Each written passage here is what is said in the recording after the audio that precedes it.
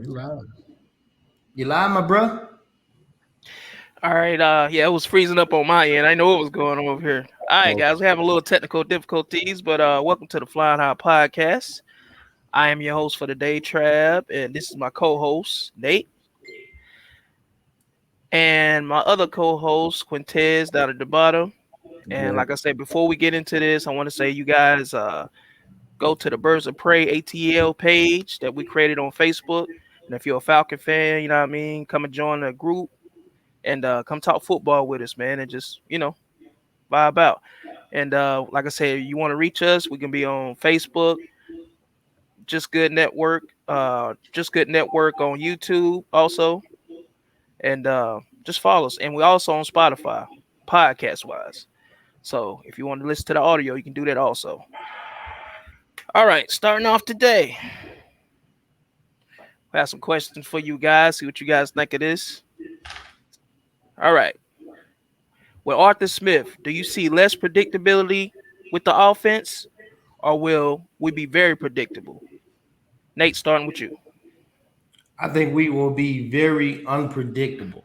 According to Arthur Smith, he's going to utilize the run game first, going off of play action.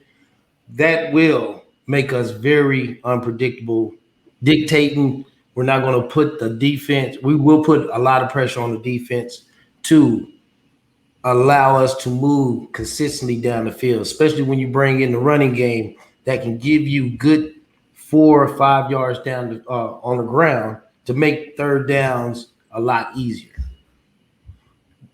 Okay, cool. Quintez, what do you think about it? We definitely gonna be unpredictable.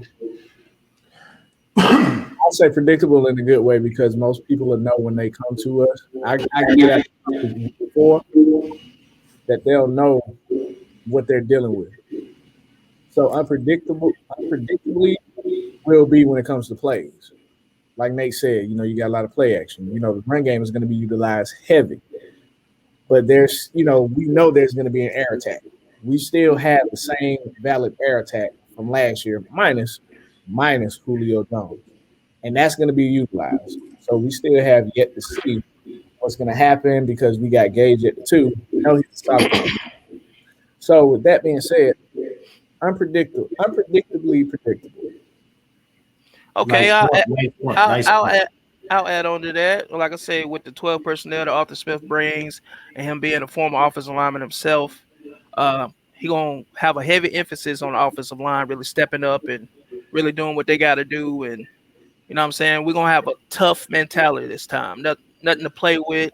You know what I mean? We're gonna be disciplined, and it's gonna be a lot harder for defenses to stop us too with Julio leaving, like I said, and just opening up the whole Matt Ryan just going to different guys. It's gonna be hard to key in on one person. So I think we're gonna be very unpredictable. I mean, you might see the ball Exactly. go to the fullback a lot out the backfield, so Exactly. you ain't Good gonna know point. who to stick on. You know what I mean? Right. So that's how I feel about it. Uh, Question number two.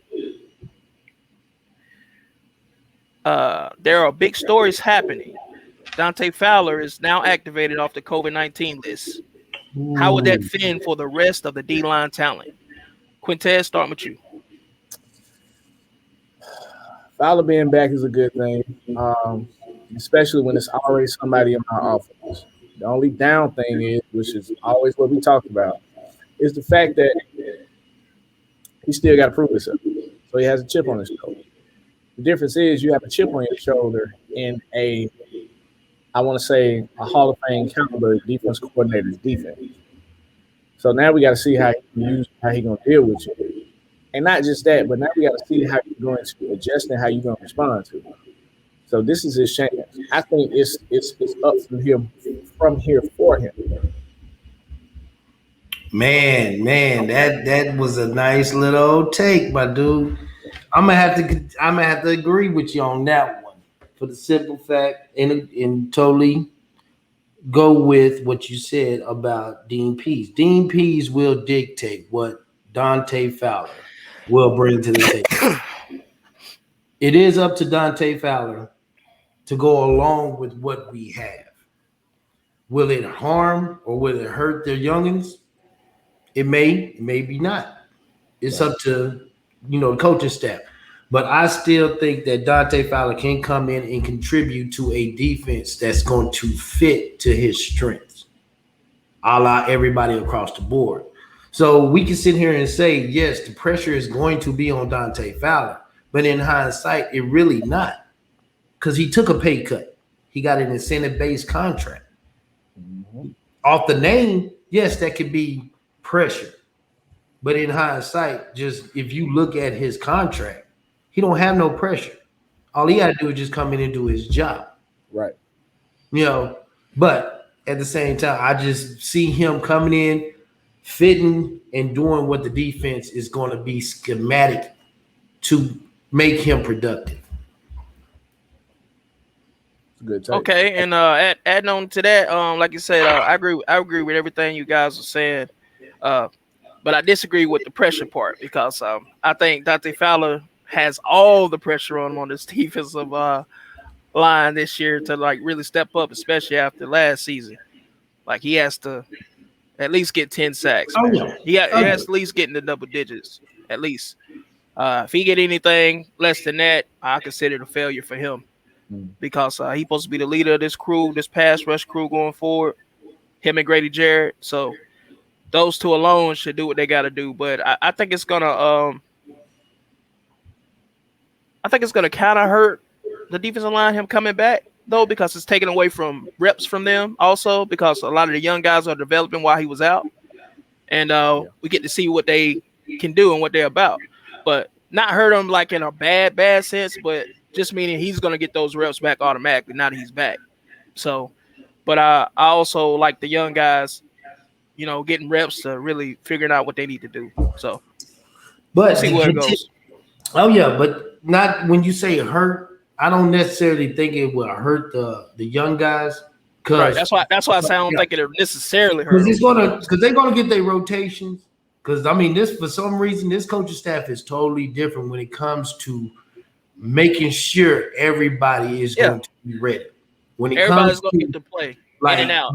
If you got AO and you got TQ going in on the first and seconds, like in our old coaching staff would have put them on the third and fourth inactive list. I mean that takes a lot of accountability and a lot of praise from this coaching staff to really dig in and see what they got from their draft picks. I see that as some admirable stuff right there. I really like that. Absolutely.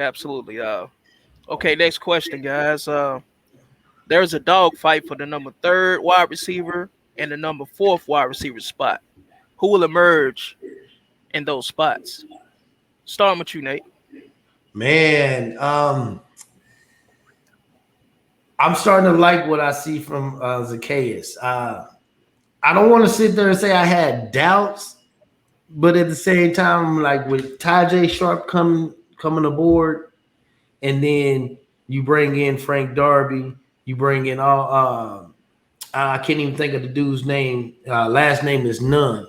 I can't think of his first name, but he got good size. I mean, you bring in all these intriguing specimen wide receivers, and then you don't know who is behind the main two.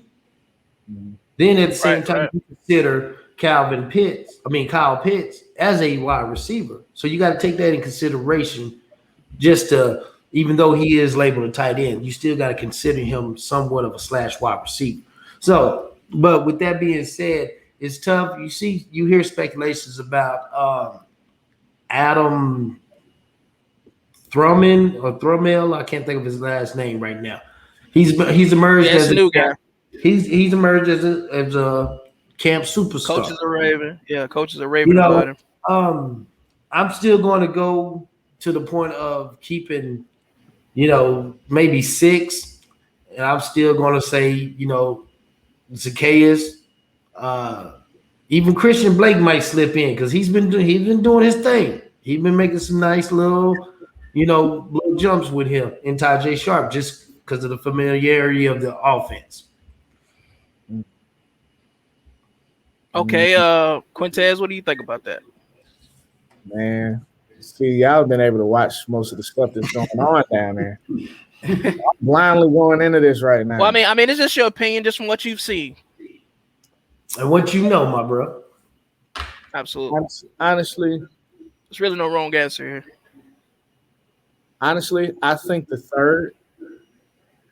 third spot, weirdly enough, I'll go and say Frank Darby. I'll say Frank Darby for third. And I'll say Zacchaeus for fourth. Okay.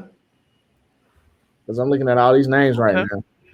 And I see a lot of different things, different genetic makeups, build as far as these Exactly. wide receivers go. Exactly. I'm not just looking at who's done what. Yeah. And of course, the attitude, personality, quickness, agility, all of that stuff. I think it's gonna come down to those two. I think it's gonna be Frank Darby at 3, and I think it's gonna be Zacchaeus at 4. Okay. Okay, picking up on that, I will say you took the words right out of my mouth. Far as the third will be Frank Darby. Y'all know that's my boy.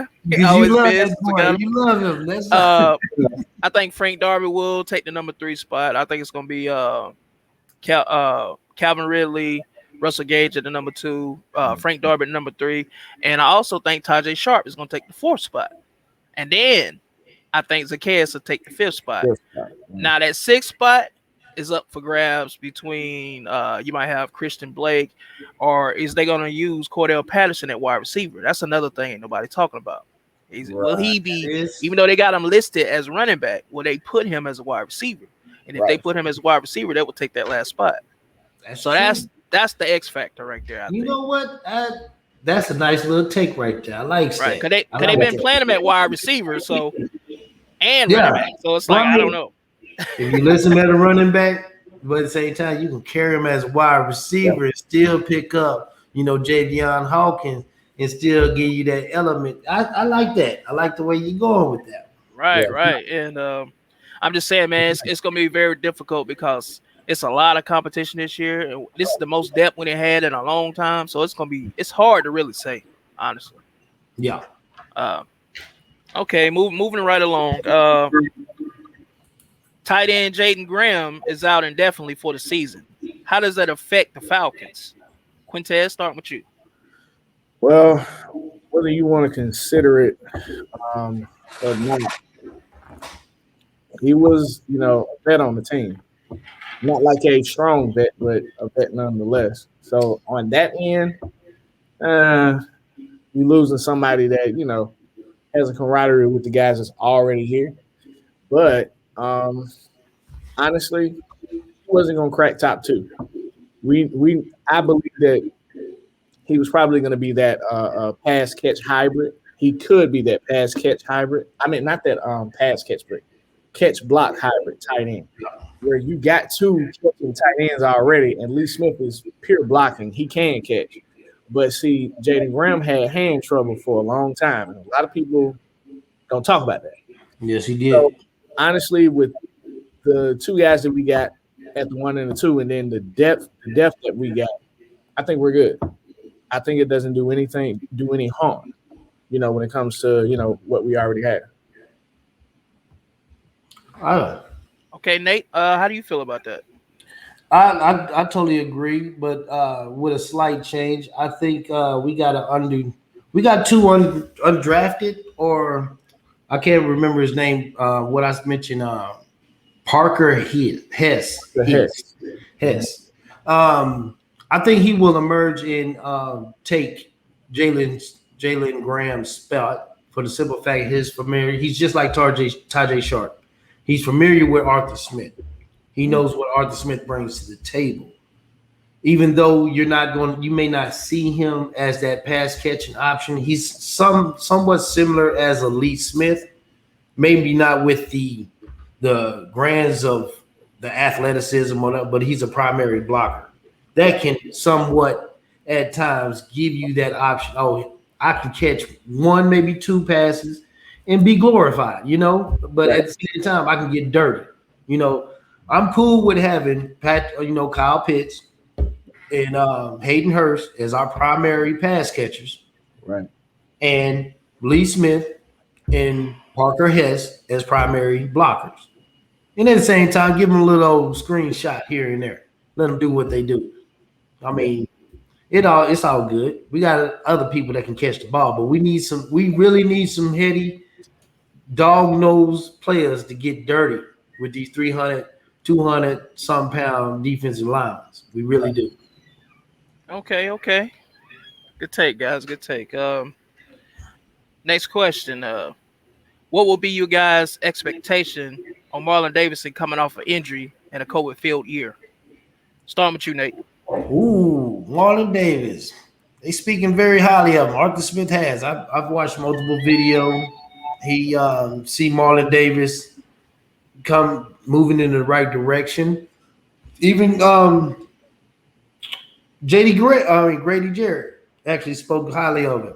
So said he's seen a different type of energy, see a different swagger. He's the energy of the crew. That's words of Grady Jarrett. I expect I wouldn't say a big year. I just see a better year from last year because he's still getting his feet up under him. He's still starting to grow. I'm not going to expect this man just to splash and just take the NFL by storm. I just see him gradually because I mean you got to look at we getting a new defense, Right. so it's totally different from what he played in college, let alone what he was trying to learn last year with Dan Quinn. Now all of a sudden you just get a clean slate. Yes, you're healthy. Yes, you ain't got to deal with COVID, but you still got to learn. My dude, you a rookie in my eyes. So as long as you stay healthy and keep your nose clean and all that, the sky's the limit for Marlon Davis. Okay, Quintez, what do you feel about it? I like the lineup, whether it be 4-3 or 3-4. I like the lineup or the sound of Grady Jarrett, Marlon Davidson, Ogun, and Dante Fowler. I like how that sounds. Yeah. And then with Lua Khan, and I hate when I do this. Debo? Y'all know who on the team, Devo, all Yeah. of. But when we talk about this line, I like how solid it sounds. It's been a long time since you even heard of the line sounding like it's just gonna be this may be the one. Yeah. I like what I'm hearing about him. I like the praise. I like the high praise. What I love about what Arthur Smith is doing is he's not giving too much into it. He's not like, oh, this is gonna be my guy. Yeah. It's just, hey, he's good. He's better than he was last year. Hopefully, we can get some production out of him. I love it because I was rooting for the guy last year, especially being a second round pick from Auburn. And as long as I've been a fan, I mean, y'all know we don't go for big name schools like that. Y'all know we don't. Seldom that we do. So it's good to hear. It's good to hear his name. It's like a breath of fresh air. We know we're gonna hear, the draft pick's name. We know that. But when it comes down to hearing his name and what's expected, it's good to hear. I think he's gonna be great. Okay, and piggybacking off that, I will also say this is a big year for him because what happened last year with the injury and the COVID thing. So he's in the same boat as Dante Fowler, as far as I'm concerned. Like I want to see. Damn, Travis. Yeah, I want to see something. This is the second year. Listen, man. We took him second round last year. That's a I big get spot. that, dude. He needs to step up this year. We want to see something this year. We don't want to see no more injuries and none of that. He got to step up, and he got a lot of competition, so he got to step up because if he don't, then he will lose out because you got Taquan Graham now. Yeah. Coming from Texas, Right. and that is not a just good him. point. You got Tyler Davidson. You got a lot of competition, so he's got to be on it. But from what I see and from what I hear, he's in shape. He's looking good at camp. You know what I mean? And he's looking good. So he looks like he's ready to take that next step, that next leap. So that's a good thing that I do see. So I'm rooting for him. But Taquan Graham and Tyler Davidson gonna be hard to beat out. Just saying that. Yeah, you brought up two. Yeah, you hit that with that nail player. That was nice. Man. That was a nice one. Moving forward. How do you guys feel about the young guns getting a lot of praise at camp this year? I'm gonna start with you, Nate. Oh yeah, it's I don't even know how to. It's glorifying, but at the same time, over the years we always heard this cliche of this player, that player is doing good in camp, but it may just be me or it may be a lot of people. But for me, with Arthur Smith, I guess he just the way he word thing, because he don't give you a lot. Just like Q said, he don't give you a lot. He just give you enough to get you that little bit of excitement. Like, yo, this dude might just be all right. Like it's totally different. Like if you watch John Kaminsky when he was drafted, he had that intriguing. He had that specification of being 6'5", 280 pounds, yada yada yada, get you all excited. Like, yo, this dude might be something. Took him a little bit, but for some reason, Arthur Smith is. You see AO working with the ones, gelling with the ones. Then you see him with the twos. TQ. You see Richie Grant just being a sponge. Even Frank Darby. You see you read all this maturity, this that they want to be great. Like it's so crazy how you read up to training camp and you see that people like all the Falcons this, Falcons that, but it's like now all of a sudden you seeing these young cats trying to blossom to be something that the media don't want us to be. And it's awesome in my opinion. It's awesome. Like I can't wait. I can't wait. I truly believe these youngins is going to prove these naysayers totally wrong. Okay. Cortez. Um, well, it's a different feeling. I will say from previous years where we hear, oh, these guys are doing good. And it's always, it's like Nate said, it's always they're doing good. It's Yeah. seldom that you'll hear, oh, these guys are having a little bit of trouble, but with this, with it, with this, like I know this is about us, but there's a team right now. Their offense is struggling bad. I forgot which team it was, but their offense is struggling horribly right now. And you don't hear that when it comes to training camps. And when it comes to our guys, especially with the bunch that we got, this is one of those few bunches that I honestly like. And to hear that they're maturing well, they're gelling together. You got the twos and the ones going together. It's not it's not the culture of first string, second string, even though that's what the concept of the offense Exactly. is built on as far as positions go. It don't even feel like it doesn't even sound like they're using that as culture. It's like, all right, we running 3-4-4-3, or we running 2-4-5, or we running whatever we running. Y'all know the packages we got. Y'all know where y'all gonna be. Y'all know who gonna be, whose side you're gonna be by in this particular package. And it's all like it's like, okay, we're a team, we got it. We all gonna play. Everybody ain't gonna play, but we all gonna play. So it feels like they're gelling up that brotherhood culture without it being the brotherhood, and I like that. Yeah, and I would say too, piggybacking off of that. Like I say, yeah, this group of young guys, coaches are raving about them. They're saying that this is some of the best group of young guys he's had. I heard Arthur Smith talking about it. He was like, you know, this is a good group of rookies that he's got. Everybody seems to be battling for spots and really showing up. Like I said, everybody that we drafted and even the undrafted players, like Yep. people are fighting for spots, man. Like Oh yeah. it's some real Oh yeah. competition out here. Like ain't no giving spots. And like you said, you got second stringers, like you said, Quintez playing with the first stringers. They trying everything to see what works. Mm-hmm. And he said the best player will play. There ain't no favorites. Best player Yep. will play. Period. So that's how I And feel about it, that's man. one thing I love about that. I love that. I really Absolutely. do. That's what I love. That's what I love to see. But moving on, what are your thoughts on the new rules? If you're inside the tight end zone on offense, the defensive player has to wait before you can go outside the tight end to hit you low. Will this hurt or make the game better? Starting with you, Quintez. It's gonna make me yawn. That's why I yawn. This Honestly, is a tricky one. I see what they're trying to do because they're trying to protect the players. They're always trying to protect the players. It's gonna be flag football sooner or later. Exactly. It's gonna be two-hand touching, man. Yeah, Yeah. two below. Like, no, that's illegal.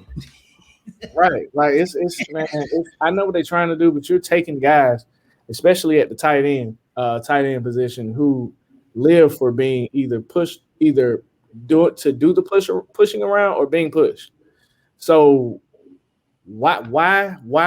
Like, honestly, bro, as much as I watch football and dig into it, when you said tight end zone, I was like, wait, we got one of those?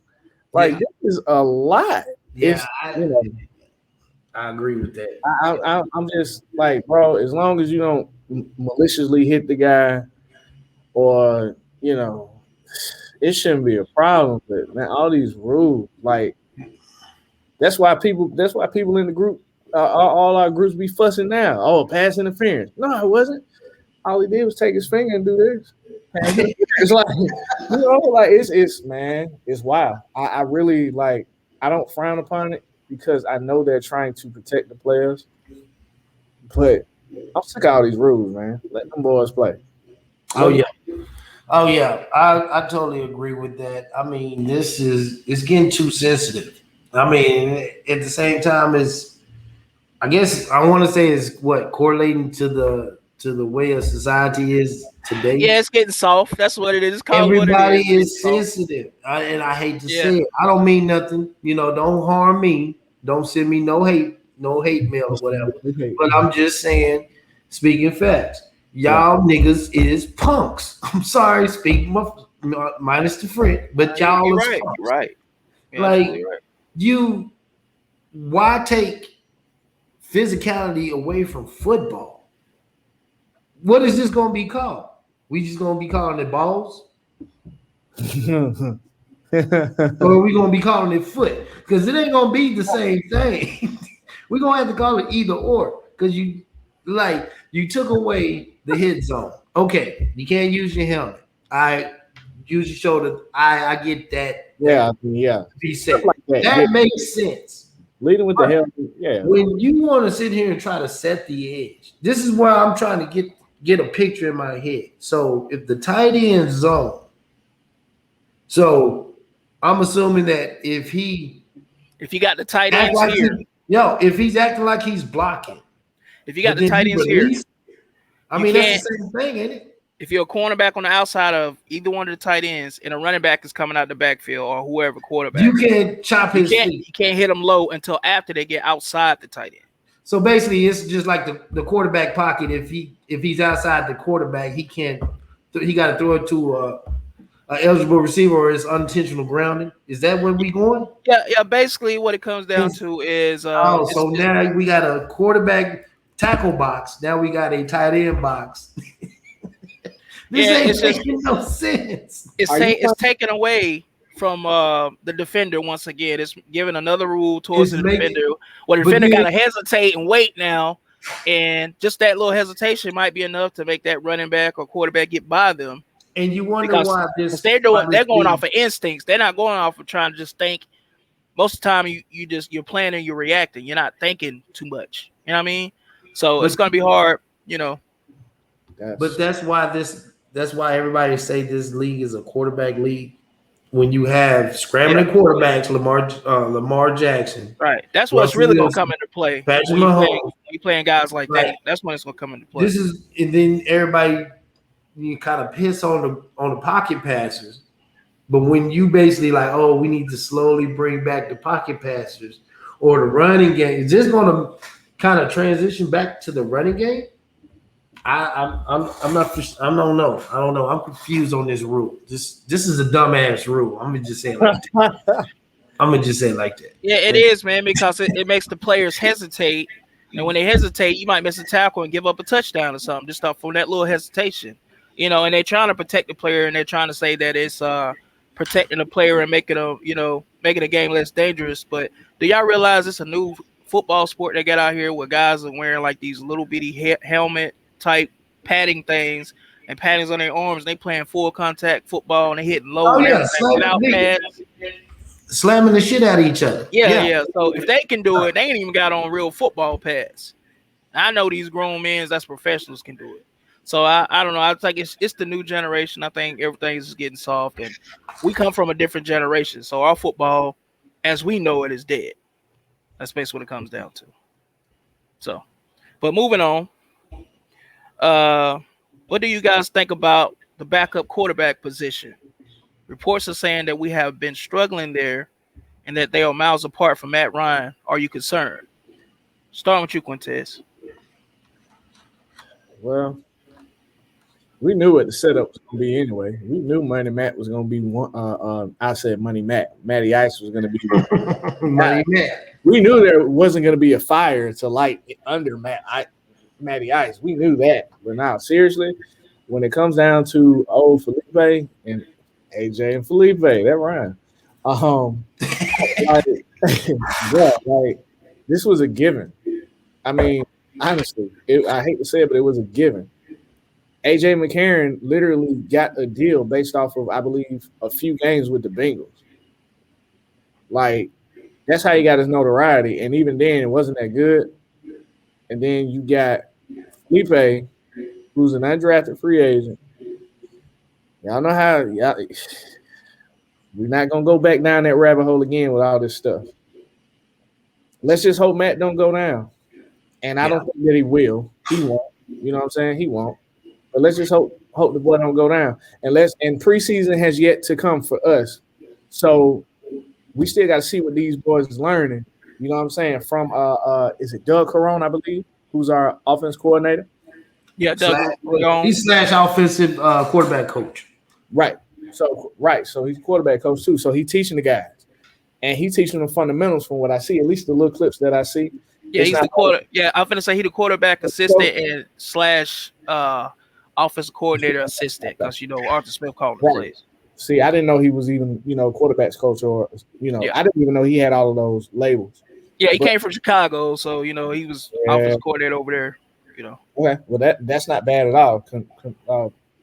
Looking at what they had as far as quarterback. Yeah. If you can make and mold. I ain't gonna say that.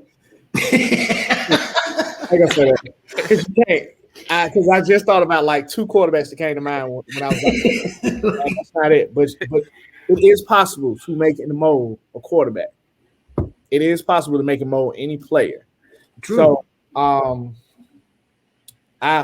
hoping that we see something with these guys in preseason, and it'll light a fire under Matt's tail. We already know that AJ McCarron has an IQ. Don't beat me up about it, but he does. No, he really does. Shoot, he's a championship quarterback in college. He has an IQ. Yeah, because he's from Bama. He got it. It's not translating to wherever he goes. And then you got Felipe, who has the arm. Take them together, and what quarterback do you want it to be? You want it to be Matt. Yeah. I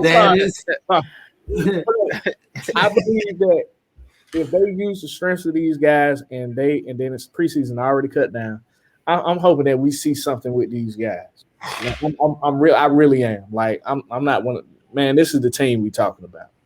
I hope the struggling stops before Thursday, which it won't, but we'll see. I wish them well, bro. They on the team. Yeah. Okay, Nate, what do you feel about it? Just to piggyback off what you said, everything he said, I could just say AJ and Felipe is glad Arthur Smith is their head coach / offensive coordinator.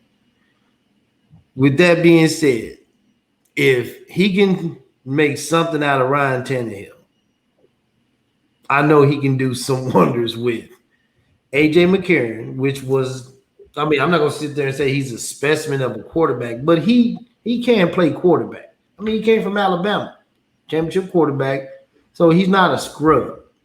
Felipe got the physical arm strength. He can run, and he got the body type.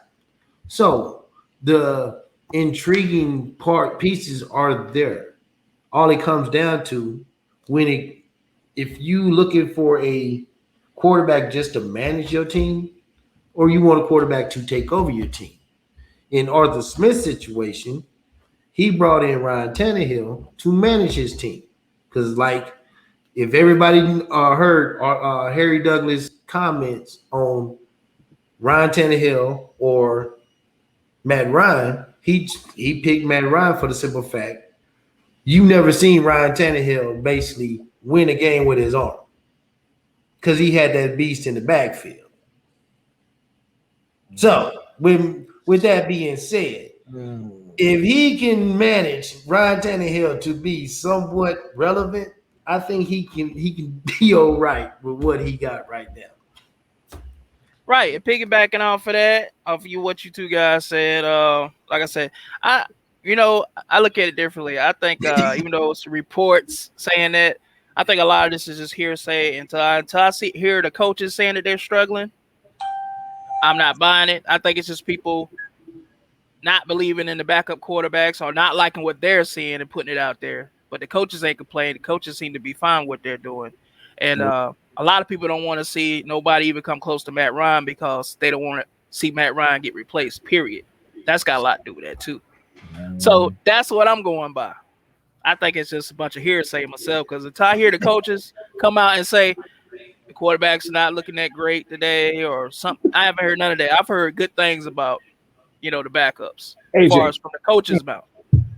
So they won't. Other than that, man, that's what I'm going by. I'm going by the coaches. So if I just see somebody reporting on it or somebody's tweeting out or whatever, because I know from what I've seen, I don't know about you guys, from what I've seen at camp of these quarterbacks, Felipe doing his thing. Now AJ, he doing his thing too, from what I see. Yeah, it's a lot of mixed bags. It's a lot of mixed bags. And so that's a battle for the number 2. And like I said, one of them guys will get cut, or if they both bad as they say, both of them will get cut, they go get somebody else. But we'll see where it goes from here. I'm not ready to yell, "Yo, Lipe!" I'm not ready for that. I want to see. I really want Felipe to step up and get that spot because he's got all the tools. Yeah, so all he got to do is just learn. He's got all the tools. All he got to do is learn. Get his IQ up and learn the game, and he'll be good. He need a nickname. Right? Because Travis can't say Felipe. That's funny. Felipe, I can say it now. Felipe. Oh, you can sometimes say it. Sometimes I've been practicing. He been practicing. Felipe. I can say it now. I truly think that AJ is going to win the backup unless we end up finding somebody else. But I can, from the reports I've been reading, I hope not, because if he wins the backup, then that's troublesome to us because Matt Ryan ain't gonna get hurt. No, I'm saying because he's a journeyman at this point. So if he wins the backup, then that means Felipe is not good enough to beat him out, and he's became a journeyman. I think Felipe's ceiling is higher than his, so he should be able to beat him out. Yeah, but cool. I mean, you got to understand, like Felipe, even though he has the tools and he's a specimen, that don't give him to put him over AJ McCarron. Like right, not yet. I'm just saying. So I mean, I'm cool with having Felipe on the practice squad. I mean, the only reason you can have that in the back of your head, like, man, this man can get bought off our practice squad. Listen, man, we got Matt Ryan at quarterback. Okay. And then we got AJ McCarron backing him up. I don't feel good about that. Listen, if Matt Ryan can't, let's just say Matt Ryan can't get it done. Let's just say that he can't get it done. Then we supposed to feel comfortable with AJ McCarron coming in there? I just made an explanation about Ryan Tannehill. I know, I'm just saying, man. I'm just saying. Like his explanation was like, bro. Yeah, I'm not. No, I get it because I'm not feeling it. We've seen the guy play, and like I said, it's almost like what's the name of that movie? And we know what AJ McCarron is. We know what he is. No, but it's like it's not enough. It's just I know that's what I'm saying. the longest yard. Yeah. No, the replacement. I use that. You know what? I mean, but it's like that's the thing that always puzzles me about Alabama. They can put out everybody else, but when it comes to quarterback, that's why I don't understand why everybody was so high on Mac Jones. Like People don't believe in that stigma, like that comes with these different colleges. And I ain't mean to cut you off, Nate. Yeah, no, you good. People don't believe in the stigma that comes with that. When Ohio State QBs would get drafted, I was like, bro, they're not lasting. It's not happening. Yeah. That's where the running backs and wide receivers and cornerbacks come from, and sometimes linemen. But I mean, just for the simple fact that they manage all of that talent and they win. I don't get that. I really don't. That's what puzzled me about them quarterbacks. Like, and you have that right, and you have that commander at the helm of the offense, and he can't transition to the NFL. I don't. That bugs my mind. Yeah, it really does. That's what makes Nick Saban to go to college football right now, because but the thing is, they praise Tua, and my Nick, he got hurt. I'm just saying. Yeah. I'm just saying. I like that kid Tua though. Tua the truth. He gonna be all right. Yeah, like it's like, bro, like man. He didn't show what he can do with Miami. Shit, he was pretty much doing what he was doing with one receiver last year with tight end Gesicki. So they got him some help. They got him some help now. Yeah. And he's gonna be. Watch what I tell you. I'm telling you, he's gonna be a problem this year. Watch what I tell you. You know what'd be messed up? If he get all his help and he can't do what he did last year with no help. Never mind. Go to the next question. That's gonna be messed up. Hey, that'll be messed up, Quintez. But you know what? I don't see that happening. I think he's gonna elevate his game, man. Because with that defense, with that Miami defense, all they needed was some more receivers. Bro, people ain't watching Miami. This is the Falcons. I think they got like Devontae Parker, Gesicki, and they drafted like there's another good receiver they drafted. I can't remember who they drafted, but they're gonna be all right. Yeah. But moving on to the last question of the day. This is the segment we call "Get It Off Your Chest." I don't know how you guys feel about this, but how do you guys feel about Devontae Freeman signing with the Ops, aka the Saints, and slick dissing us in the process? Nate, I'll let you go in, Nate. You've been waiting on this. Man. This hit me some type of way. Being a Florida State boy, Ward Dunn, Devontae Freeman, especially when he played, he won a national championship. Going favorite college team, get drafted by a favorite pro team. Loved it. But for you to come out and say your ass has always been a fan of the Saints made me really just think about something. Let's take a rewind. We was in the Super Bowl. This man missed a block. Nobody interviewed him. Nobody said nothing. Right. That is a good point. That's true. But then he get cut. I think they did, Nate. No, I might want to take that back. I think they did because I remember him talking to the media. If I didn't see it, he ain't got interviewed. Yeah, because he said it was his fault. I remember seeing it. He said that was my bad. I don't know. But anyway, you get picked up by the Giants. Don't hear no peep about nothing. Not nothing. That is, yeah. He didn't say right. He didn't say nothing. What? He just came in, got on IR again, and disappeared. Fell in the Bermuda Triangle yet again. Then all of a sudden, this man get picked up by the New Orleans Saints. Much respect, much love, but my brother, you on my shit list for this one. You want to sit here and say this always been your dream? They colors. You didn't. I mean, it's like you should have just said, I hate it when we played y'all 2 years in a row since I've been with Atlanta. Like, dog, that's slap in the face. That's a fucking slap in the face. He fresh. We made you one of the highest paid running backs at one point, and you want to come out. Boy, I hope your draws is on fire right now. You wrong. You wrong. Did you wish the STD on that man? Man, no. I just, man. You Same player. I'm trying to be respectable for the simple fact. I mean, to each his own. No, it's time to get disrespectful now. Come on, man. That shit, bro, that rubbed me the wrong way. And that made me really think about that missed block. Like, nigga, you did that shit on purpose. That made me really think about a lot of things. And somebody paid that man off to miss that block. When he, after the Super Bowl, like, what? He missed that block after the Super Bowl. He want to beg to be fucking paid. But our dumbasses went on and gave that shit his money. Like, oh my God, dog. I can say, pass the baton. Pass the baton. All right, Quintez, what do you feel about this Devontae Freeman saying what he said about it was his dream to go to the Saints, and this is his dream team. He's always loved the Saints, and he just hated that we had to play. He just hated that the Falcons had to play the Saints twice a year. How do you feel about it? Trash. Let me tell you something.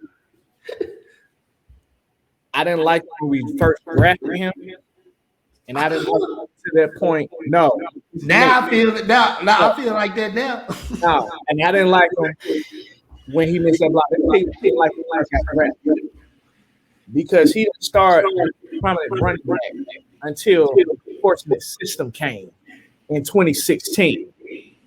The first year, he wasn't getting 3-4 yard carries a game. The bro could barely scat 1 yard.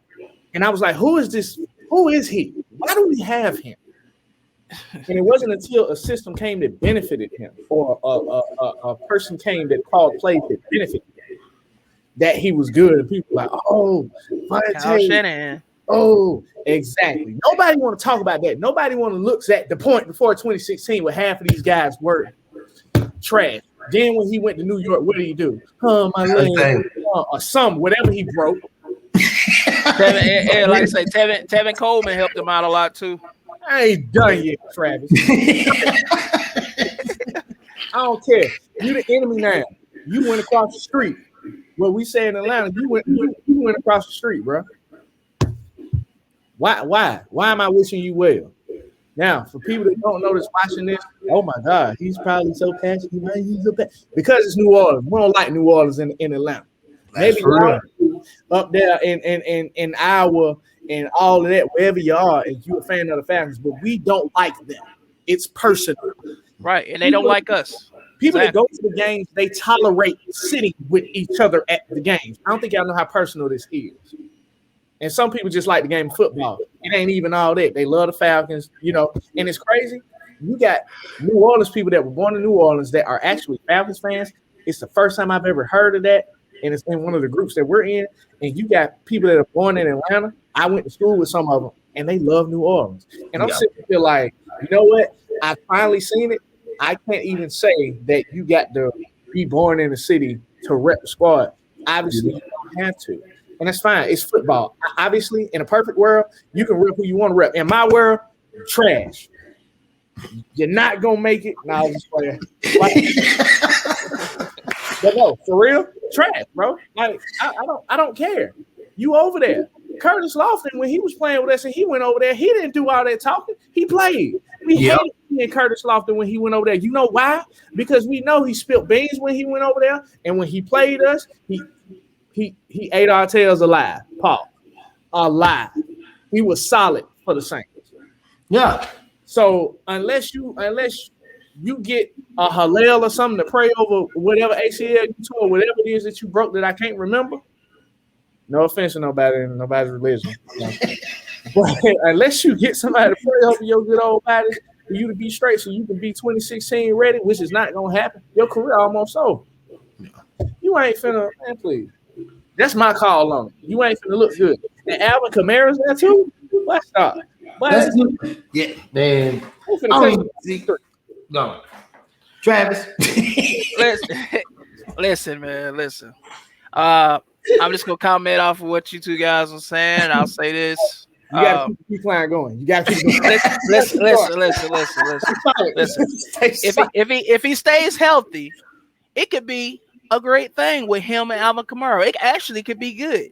Honestly, that's if he stays healthy. But the reality of it is he'll be hurt by week 5. It's not really a big story. And we know that he's not going to even make it out of week 5. We know this. Week 5? And by week 5, he'll be done. We'll come back to this. And by week 5, he'll be hurt. And that's pretty much what it is. But for him to say that the New Orleans Saints is his dream job, for one. He loved the colors. He loved the colors, and he loved the Saints. He always loved the Saints, is what he said.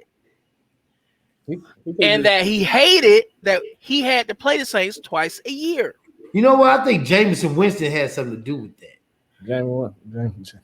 You know what? I just thought about it because that was his running back in college in Florida State. That's right. I forgot about that.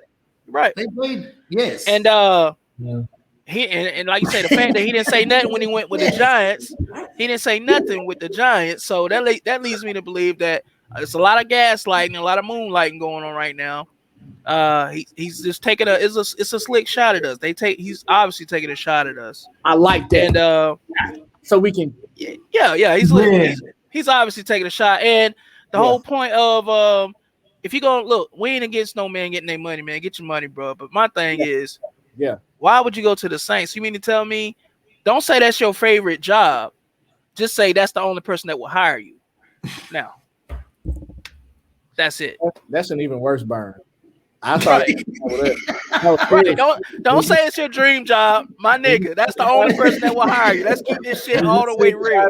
Yeah, it's like I hate people like that, man. Nice. Right.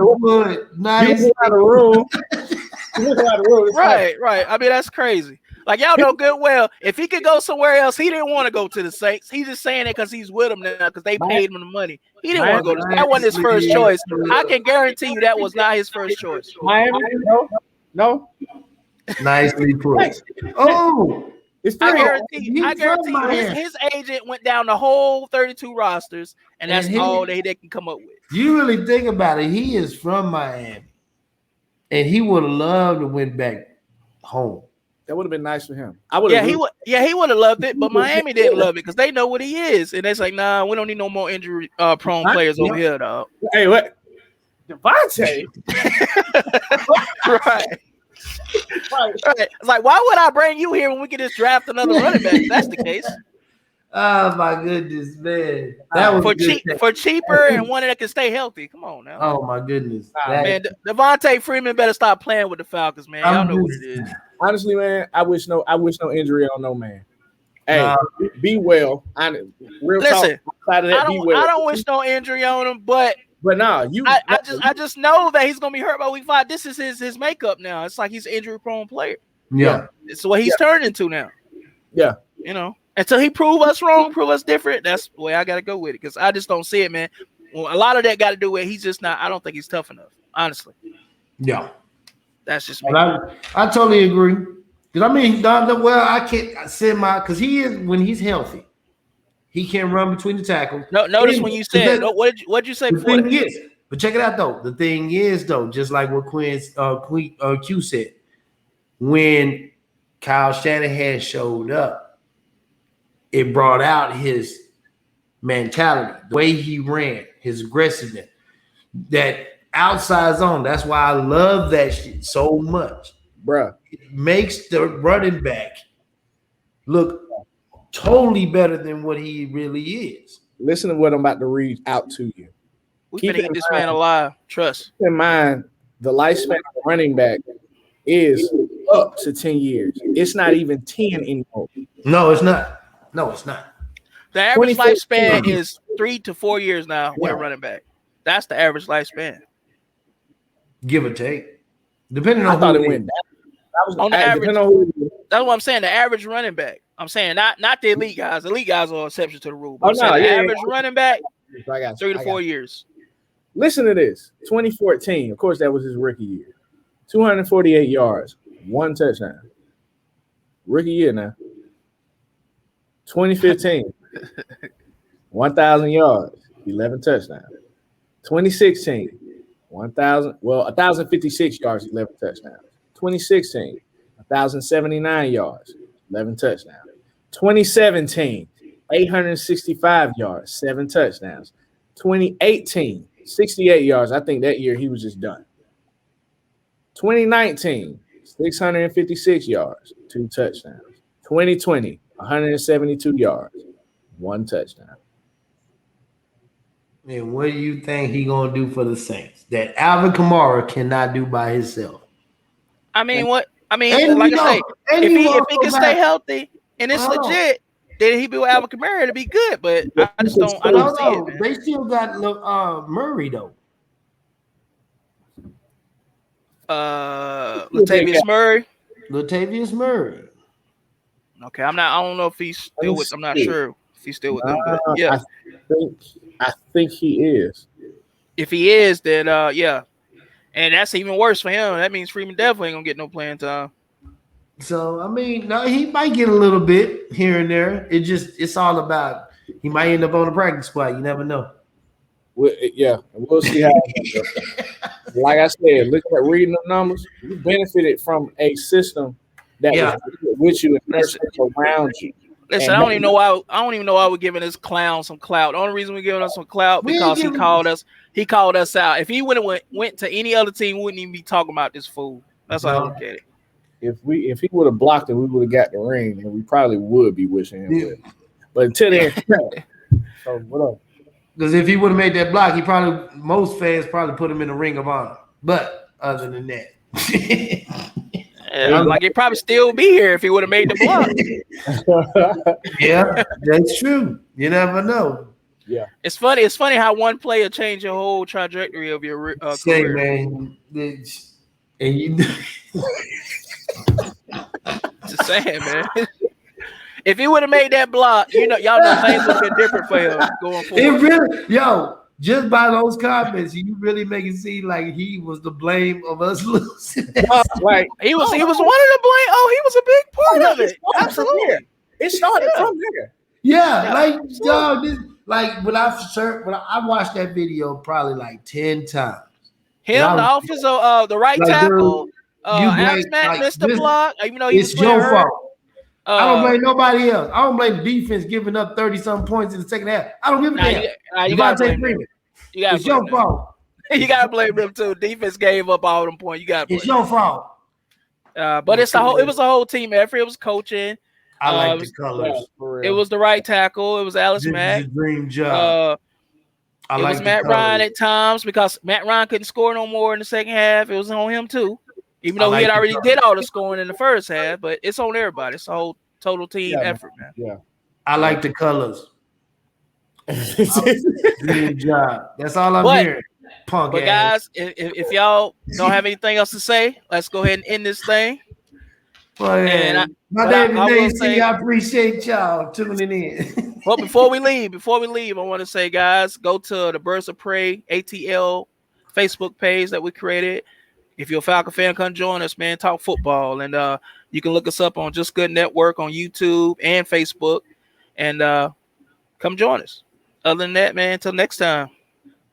Peace. Peace. We out.